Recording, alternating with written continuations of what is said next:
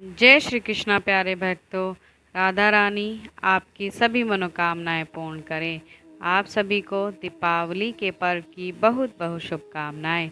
तो कथाओं की श्रृंखला में आज हम सुनेंगे कार्तिक स्नान की कहानी और कार्तिक मास महात्म्य के अध्याय 15 की कहानी। भगवान श्री कृष्ण की शुद्ध भक्ति प्राप्त करने हेतु इस परम पवित्र कार्तिक मास में सुनते हैं कार्तिक स्नान की कहानी। एक गांव में एक बुढ़िया माई रहती थी। वह बहुत पूजा पाठ और दान पुण्य किया करती थी और हर साल कार्तिक का स्नान करती थी। इस बार जब कार्तिक आने वाला था तो उसने सोचा कि इस बार मैं हरिद्वार जाकर गंगा जी के किनारे कार्तिक स्नान करूंगी। और उसने यह सोचकर अपने बेटे से कहा कि बेटा, कार्तिक का महीना आने वाला है, मुझे कार्तिक स्नान करना है, इसलिए मैं हरिद्वार जाकर रहूंगी। तब उसका बेटा बोला कि नहीं नहीं माँ, हरिद्वार में तो बड़ी ठंड होती है और वैसे भी तुम वहाँ अकेली कैसे रहोगी। लेकिन माँ कहाँ मानने वाली थी। उसने कहा नहीं बेटा, मैं ज़रूर जाऊंगी, क्योंकि गंगा जी के किनारे कार्तिक स्नान करने का बड़ा ही पुण्य मिलता है। बेटा आखिर अपनी माँ की जिद के सामने हार गया और उसने अपनी पत्नी से कहा कि मेरी माँ कार्तिक स्नान के लिए हरिद्वार जाकर रहेगी। तुम ऐसा करो, उनके लिए कुछ लड्डू और मालपुए बना दो। लेकिन उसकी पत्नी ने बड़े ही जले जले भुने मन से अपनी सास के लिए थोड़े से लड्डू और थोड़ी से मालपुए बना दिए। बेटा अपनी माँ को लेकर हरिद्वार के लिए चल दिया। वहाँ जाकर उसने अपनी माँ के लिए एक छोटी सी कुटिया बना दी और आसपास वालों से कहने लगा कि मेरी माँ यहाँ कार्तिक स्नान के लिए रहेगी, मैं उन्हें छोड़कर जा रहा हूँ, तुम मेरी माँ का ध्यान रखना। और वह अपनी माँ को छोड़कर घर चला गया। अब बुढ़िया माई रोज सुबह 4 बजे उठ जाती, उठकर गंगा जी नहाती, भगवान विष्णु की पूजा करती, तुलसी जी की पूजा करती और कार्तिक मास महात्म्य की कथा सुनती और सारा दिन भजन कीर्तन करती रहती। ऐसे में उसके दिन कब बीत गए उसे पता ही नहीं चला। कार्तिक का महीना पूरा होने को अब बस 4 ही दिन बचे थे। रात में किसी ने बुढ़िया माई का दरवाज़ा खटखटाया। बुढ़िया माई ने दरवाज़ा खोला तो देखा एक दिव्य पुरुष खड़ा था। उसने पूछा कि तुम कौन हो। उसने कहा कि मेरा नाम सावन है। तब बुढ़िया माई हंसकर बोली कि सावन आया, मुझे बहुत भाया। सावन में तो बहुत सारे तीज त्योहार आते हैं, भाई बहन के प्रेम को दर्शाते हैं। सावन ने कहा माई, मुझे बहुत भूख लगी है, कुछ खाने को दो। बुढ़िया माई ने लड्डू का थाल उसके आगे कर दिया। तब सावन ने उसमें से एक लड्डू खाया और जब वह झोपड़ी से जाने लगा तब उसने झोपड़ी पर एक लात मारी और उसके लात मारते ही झोपड़ी की एक दीवार सोने की हो गई। दूसरे दिन रात में फिर किसी ने दरवाज़ा खटखटाया। बुढ़िया माई ने दरवाज़ा खोल के देखा तो फिर से कोई दिव्य पुरुष खड़ा था। बुढ़िया माई ने पूछा कि तुम कौन हो। तब उसने कहा कि बुढ़िया माई, मैं भादो हूँ। बुढ़िया माई बोली कि भादो आया, मुझे बड़ा सुहाया। इस महीने में भी बहुत से तीज त्योहार आते हैं, इस महीने में तो भगवान जन्म पाते हैं। भादो ने भी कहा माई, मुझे बहुत भूख लगी है। तब बुढ़िया माई बोली कि लो लड्डू खा लो तुम भी। ऐसा कहकर लड्डू का थाल उसके आगे कर दिया। भादो ने भी एक लड्डू उठाया और खा लिया। जाते समय झोपड़ी को एक लात मारी तो उसकी दूसरी दीवार भी सोने की हो गई। तीसरे दिन फिर से किसी ने दरवाज़ा खटखटाया तो बुढ़िया माई ने दरवाज़ा खोल के देखा, फिर से कोई दिव्य पुरुष खड़ा था। पूछा कि तुम कौन हो। तो बोला मैं अश्विन हूँ। बुढ़िया माई बोली अश्विन आया, मुझे बहुत सुहाया। इसमें तो पितरों के दिन आते हैं, घर में पितर आते हैं और खूब आशीर्वाद बरसाते हैं। माता घर में आती है, खूब धन दौलत बरसाती है। तब अश्विन ने कहा कि बुढ़िया माई, मुझे बहुत भूख लगी है, मुझे कुछ खाने को दे दो। बुढ़िया माई ने लड्डू का थाल उनके आगे कर दिया और बोली लो भाई लड्डू खा लो। उसने भी एक लड्डू उठाया और खा लिया। जाते समय झोपड़ी की में फिर से एक लात मारी तो झोपड़ी की तीसरी दीवार भी सोने की हो गई। चौथे दिन फिर किसी ने दरवाज़ा खटखटाया। बुढ़िया माई ने दरवाज़ा खोलकर पूछा कि तुम कौन हो? तो उन्होंने कहा कि मैं कार्तिक हूँ। बुढ़िया माई तो खुश हो गई, बोली कि कार्तिक आया, मुझे बहुत सुहाया, आप ही के लिए तो इतनी दूर हरिद्वार आई हूँ। बुढ़िया माई ने कार्तिक की खूब आवभगत की। कार्तिक ने कहा कि मुझे बहुत भूख लगी है। बुढ़िया माई ने कार्तिक को भी लड्डू खाने को दिए। कार्तिक ने जाते समय झोपड़ी को लात मारी तो चौथी दीवार भी सोने की हो गई। झोपड़ी की जगह एक बड़ा सा महल खड़ा हो गया। करते करते कार्तिक का महीना पूरा हो गया। बुढ़िया माई का बेटा जब उसे लेने आया तो देखा झोपड़ी की जगह पर तो एक बड़ा सा महल खड़ा है। वह हैरान हो गया और सोचने लगा कि मेरी माँ की झोपड़ी कहाँ गई और मेरी माँ कहाँ गई। आस पड़ोस में पूछा कि मैं अपनी माँ को छोड़कर गया था, उसकी झोपड़ी नहीं दिखाई दे रही है। तो सभी लोग कहने लगे कि इस महल में तुम्हारी माँ ही रहती है, तुम्हें यकीन नहीं आए तो अंदर जाकर देख लो। अंदर जाकर देखा तो उसकी माँ बड़े ही सुख से बैठी थी। खूब हीरे मोती सोना चांदी उसके आसपास थे। खूब नौकर चाकर घूम रहे थे। उसने अपनी माँ से पूछा, यह सब कैसे हुआ माँ? तब उसने कहा, बेटा कार्तिक के भगवान की कृपा हुई है। तब उसने बहुत सारा सोना चांदी इकट्ठा किया और अपनी माँ को लेकर चल दिया। घर आया तो उसकी बहू तो देखकर हैरान रह गई। सोचने लगी कि मुझे पता होता कि कार्तिक स्नान का इतना फल होता है तो मैं अपनी माँ को भी कार्तिक स्नान ना करा देती। ईर्ष्या के मारे वह तो जल भुन गई। और अगले साल जब कार्तिक आया, बहू अपनी माँ के पास जाकर बोली, माँ तुम भी इस बार कार्तिक स्नान के लिए हरिद्वार जाओ और वहाँ पूरे महीने रहो। आते समय बहुत सारा सोना चांदी मेरे लिए लेकर आना। तब उसकी माँ बोली, देख बेटी, तेरी सास तो धर्म कर्म करने वाली है, पूजा पाठ करती है, एक महीना वहाँ रह आई। मुझसे तो ये सब नहीं हो पाएगा। मेरा तो पूजा पाठ में मन भी नहीं लगता और न ही मुझे पूजा पाठ करना आता है।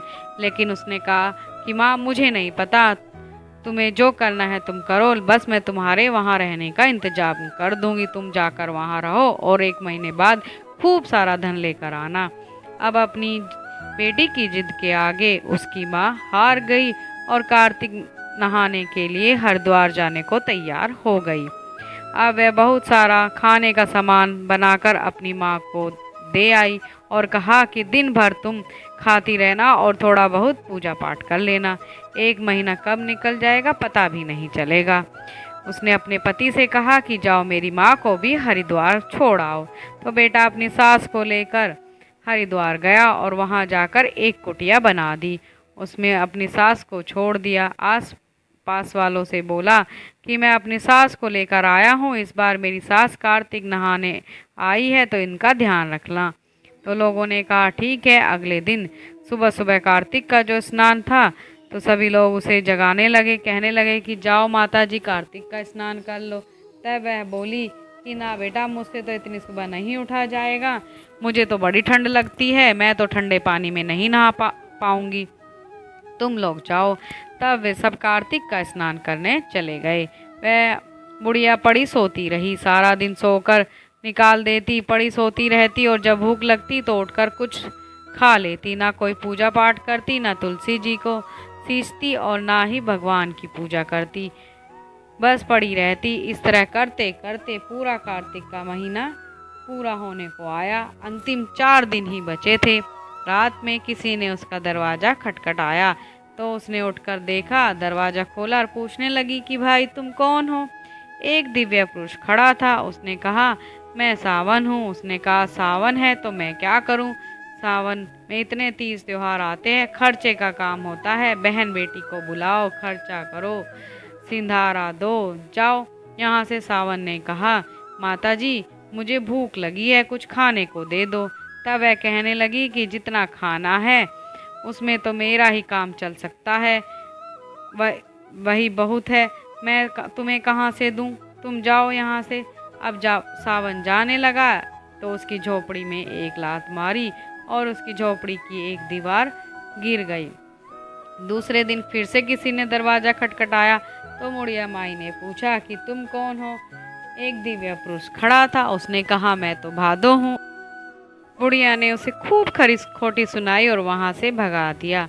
जाते समय उसने झोपड़ी को एक लात मारी तो झोपड़ी की दूसरी दीवार भी गिर गई। तीसरे दिन अश्विन आया तो अश्विन को भी बुढ़िया ने भगा दिया। अश्विन ने भी झोपड़ी की दीवार को एक लात मारी तो उसकी तीसरी दीवार भी गिर गई। चौथे दिन फिर से किसी ने दरवाज़ा खटखटाया तो बुढ़िया ने देखा कि एक दिव्य पुरुष खड़ा है। उसने पूछा कि तुम कौन हो? उसने बोला कि मैं तो कार्तिक हूँ। तो बुढ़िया बोली कि अरे मैं कार्तिक नहाने ही तो यहाँ पड़ी हुई हूँ, इतने दिन से तुम आ गए हो तो अच्छा है। अब मुझे बहुत सारा धन दे दो ताकि मैं यहाँ से जा सकूँ और मुझे इन सब से छुटकारा मिले।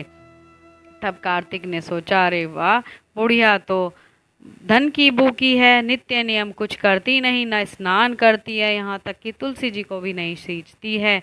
तो कार्तिक के देवता बुढ़िया से नाराज हो गए और उसे श्राप दे दिया। उनके श्राप से वह बुढ़िया गधी बन गई।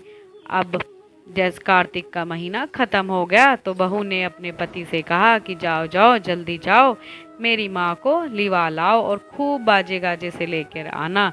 बेटा गया वहाँ पर देखा कि जहाँ उसने अपनी सास की झोपड़ी बनाई थी वहाँ तो कूड़े का ढेर लगा हुआ है और वहाँ पर एक गधी घूम रही है। तो उसने आसपास वालों से पूछा कि भाई, मैं अपनी सास को यहाँ कार्तिक स्नान के लिए छोड़कर गया था, वो उसकी कुटिया भी नहीं है और मेरी सास भी नहीं है, वह कहाँ गई? तब उन्होंने बताया कि तुम्हारी सास कार्तिक स्नान करती नहीं थी, बस दिन भर सोती रहती थी और खाती रहती थी, ना ही वो कुछ पूजा पाठ करती थी। उसको कार्तिक के देवता ने श्राप दिया है, कार्तिक का दोष लगा है। अब बेटा यह जानकर बहुत दुखी हुआ, लेकिन अब कर भी क्या सकता था। उसने रस्सी से उस गधी को बांधा और अपने साथ लेकर चल दिया। जब घर आया तो उसकी पत्नी ने पूछा कि मेरी माँ कहाँ है और यह तुम किसको ले आए हो? तब उसने अपनी पत्नी को सारी बात बता दी। अब उसकी पत्नी बड़ी दुखी हुई। उसने सोचा कि मेरे कारण मेरी माँ की यह क्या दशा हो गई है। उसने पंडितों को बुलाया और पूछा कि मेरी माँ के साथ यह क्या हो गया और अब यह कैसे ठीक हो पाएगी। तो पंडितों ने बताया कि तुम्हारी माँ को कार्तिक देवता का श्राप लगा है, कार्तिक के महीने का दोष लगा है। अगर कोई कार्तिक नहाने वाली, नित्य नियम करने वाली, तुलसी पूजन करने वाली औरत के नहाए पानी से तुम इसे नहलाओ और इससे भी नित्य नियम करवाओ, कार्तिक की कहानियाँ सुनवाओगी, तभी जाकर इसका यह दोष छूटेगा और यह वापस इंसान बनेगी। तब बहू भागी भागी अपने सास के पास गई और उनके चरण छूकर कहने लगी कि माता जी, क्या आप अपने नहाए हुए पानी से मेरी माँ को नहलवा देंगी, मेरी माँ को कार्तिक की कहानियाँ सुना दोगी? तब उसकी सास कहने लगी कि हाँ बेटी, मेरे नहाए पानी से तुम अपनी माँ को नहला लेना और मैं उनको बिठा देना, तो मैं उनको कार्तिक की कहानी सुना दूंगी और पूरे साल नित्य नियम करवा दूंगी। कार्तिक का महीना आया तो उसने कार्तिक का स्नान करवाया। उसकी सास रोज उसको कार्तिक की कहानियाँ सुनाती, कार्तिक का महात्म्य सुनाती। कार्तिक की पूर्णिमा आई तब उसकी माँ और कार्तिक के देवता की कृपा हुई और वह वापस इंसान में बदल गई। कार्तिक पूर्णिमा पर स्वर्ग से विमान आया और दोनों महिलाओं को एक साथ लेकर स्वर्ग को गया। कार्तिक के देवता, जैसे आपने बुढ़िया माई पर दया की वैसे ही सब पर करना, जैसे बहू की माँ पर क्रोध किया ऐसे किसी पर भी मत करना। बोले कार्तिक के देवता की जय। बोलो विष्णु भगवान की जय। अब सुनते हैं कार्तिक महात्म्य के अध्याय 15 की कथा। पिछले अध्याय में हमने सुना कि नारद मुनि राजा पृथु को संपूर्ण कार्तिक मास के महत्व के विषय में बता रहे थे और उन्होंने तुलसी पूजन और शालिग्राम शिला की महिमा के बारे में भी चर्चा की थी। अब आगे राजा पृथु ने नारद मुनि से पूछा कि हे मुनि, कार्तिक मास में भगवान विष्णु के अतिरिक्त अन्य कौन से देवताओं का व्रत पूजन किया जाता है? उनकी पूजन विधि क्या है? यह सुनने की भी मेरी इच्छा है।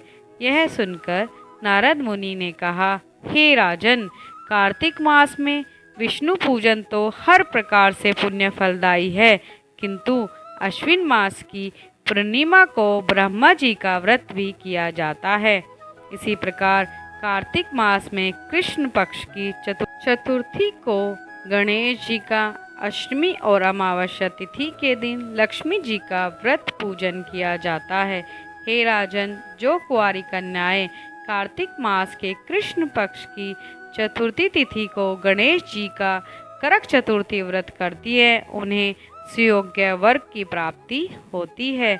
यदि विवाहित स्त्रियां इस व्रत को करती है तो उन्हें सौभाग्य का आशीर्वाद प्राप्त होता है। इस व्रत को करने की इच्छुक कन्याएं या स्त्रियां प्रातःकाल में स्नान इत्यादि से निर्वत होकर श्रद्धा और भाव से चंदन इत्यादि द्वारा गणेश जी का पूजन करें और इसी प्रकार संध्या काल में भी श्री गणेश जी का पूजन करके चंद्रोदय होने पर उन्हें अर्घ्य अर्पण करके उसके बाद भोजन करें। अब इस विषय में मैं तुम्हें एक कथा सुनाता हूँ, ध्यानपूर्वक श्रवण करो। पूर्व काल में भद्रावती नगरी में सुधर्मा नामक एक राजा शासन करते थे। उन राजा के 4 पुत्र और एक पुत्री थी। सुशोभन और उनकी पुत्री का नाम वीरवती था। वीरवती का विवाह देवव्रत नामक युवक से हुआ था। दोनों ही पति पत्नी महल के एक कक्ष में सुखपूर्वक रहते थे। अब एक दिन अचानक सांप के काटने से महल में ही देवव्रत की मृत्यु हो गई। वीरवती दुखी होकर विलाप करने लगी और उसके विलाप को सुनकर उसके माता पिता, चारों भाई और नगरी के आसपास के सभी लोग शोकाग्रस्त हो गए। आग की तरह यह समाचार सारी नगरी में फैल गया और उसी समय भाग्य से वहां एक मुनि का आगमन हुआ।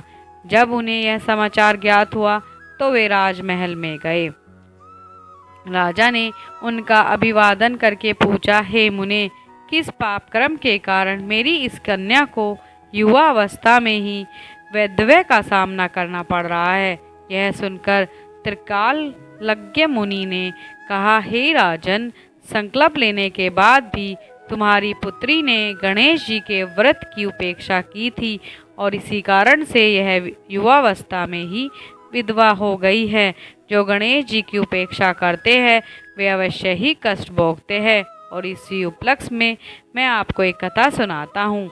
एक समय ब्रह्मा जी, विष्णु जी और भगवान शिव, इंद्र आदि देवता दैत्यों के विनाश के ऊपर विचार विमर्श कर रहे थे। उस समय ब्रह्मा जी ने कहा कि गणेश चतुर्थी का व्रत सभी विपदाओं का विनाशक है और तब देवताओं ने कार्तिक मास के कृष्ण पक्ष की चतुर्थी का व्रत किया, जिससे उन्हें दैत्यों पर विजय प्राप्त हुई।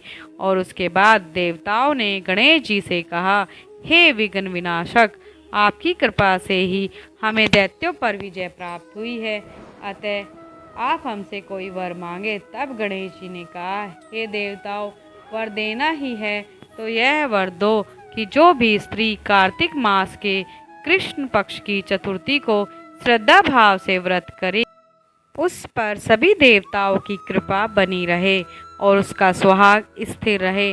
देवताओं ने गणेश जी के कथन अनुसार वैसा ही वर दिया।